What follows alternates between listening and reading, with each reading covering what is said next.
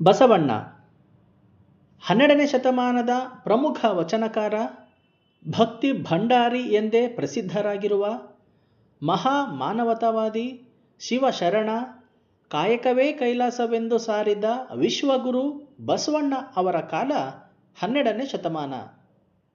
ಇವರ ಸ್ಥಳ ಬಸವನ ಬಾಗೇವಾಡಿ.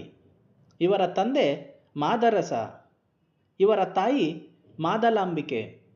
ಬಸವಣ್ಣನವರ ಪತ್ನಿಯರು ಗಂಗಾಂಬಿಕೆ ಮತ್ತು ನೀಲಾಂಬಿಕೆ.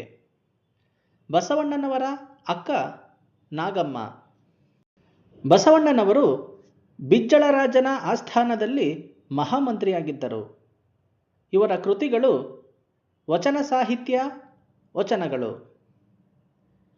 ಬಸವಣ್ಣನವರ 1400ಕ್ಕೂ ಅಧಿಕ ವಚನಗಳು ದೊರೆತಿವೆ.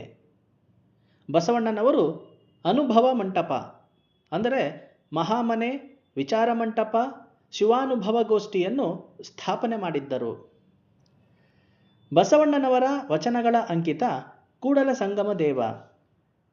ಬಸವಣ್ಣನವರು ಲಿಂಗೈಕ್ಯವಾದ ಸ್ಥಳ ಕೂಡಲ ಸಂಗಮ.